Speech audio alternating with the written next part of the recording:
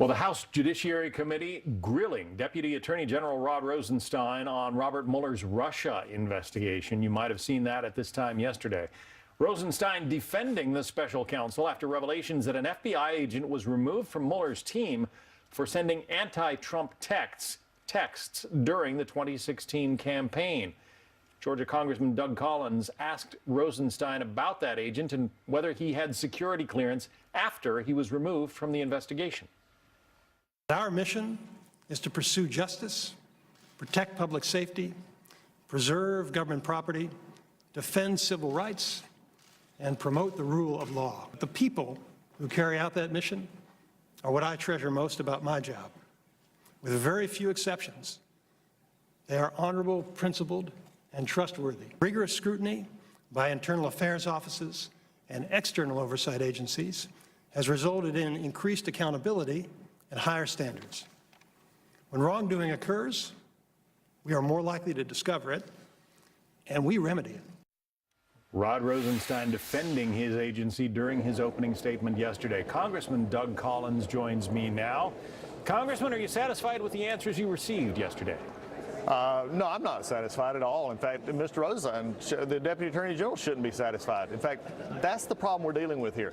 He made it very clear yesterday that he has a control, or he is where the buck stops for the Mueller investigation, that he and Mr. Mueller talk all the time about different aspects of this. He is the one that set this up. And my question to him yesterday, and the question is still not answered, is he embarrassed? Shouldn't he be embarrassed now that when this team got set up, it had such a bias with it? And when you have someone like Mr. Strzok who had such an anti-presidential bias that is now coming out, my question is you simply moved him along and he tried to use the civil service guidelines that we just couldn't find him.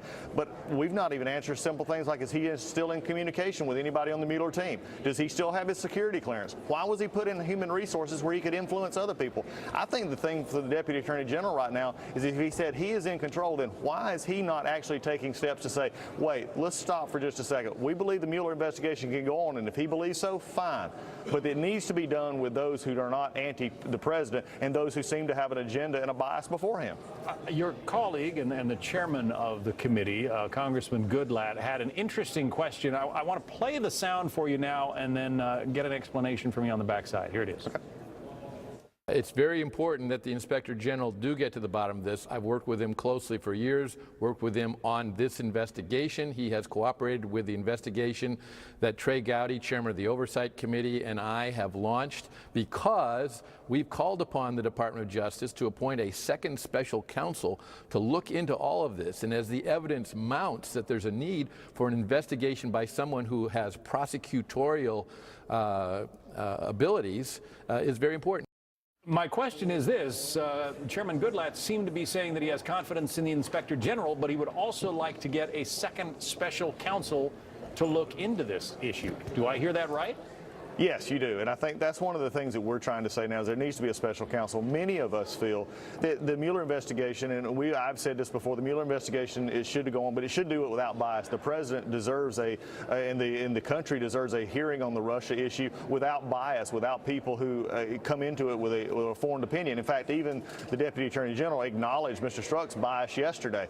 But I think what we've got to also look at is the Attorney General is doing that work, which we found out about these text messages. We found out about some of this bias, but I think another special counsel could actually still look into something that's never been done, and that's finish the investigation of the Hillary Clinton emails, finish the investigation of the things that led up to some of what we're dealing with in these investigations. And when we do that, then the American people can have a true picture of what we're looking at. Your colleague, Congressman Jim Jordan of Ohio, was very focused on whether or not Peter Strzok, the FBI agent who was demoted for those anti-Trump text messages, whether he was at all involved in going to the FISA court and asking for surveillance of the Trump campaign. Are you satisfied? I mean, have you received an answer to that question? And is that question still out there? The question is still out there, and I think, this is the problem that we have. You have somebody who has so compromised this investigation in a way from his own bias, and actually texting things like, "I will stay in here to actually protect this country," having an overinflated view of what he should be doing. But my question is, if he believes he could protect the country from who is now President Donald Trump, then what was he willing to do to protect the country in his opinion? That's the questions that are not being asked here. And the Deputy AG said something yesterday that I think is very interesting. He said if he felt like that something was inappropriately happening, that he would take care of it. My question to the Deputy Attorney General yesterday that was not answered, and I'm asking again today to the American people, is it not inappropriate to have people investigating in such a high-profile, very important issue among many in our country, to have people investigating that have obvious bias, and one in particular who seemed to have an inflated self-ego to believe that he was the person that should be taking care of the country, because undoubtedly the country didn't know that we could elect a president like Donald Trump who is now leading us. Those are the kind of questions. And so if the Deputy Attorney General doesn't believe that's inappropriate, then my question is, what's inappropriate? I'm not sure where we find it. Congressman Doug Collins is vice chair of the House Republican Conference, also a member of the Judiciary Committee. We'll continue to watch as you press for some of those answers, Congressman. Thank you. Look forward to it, John. Take care.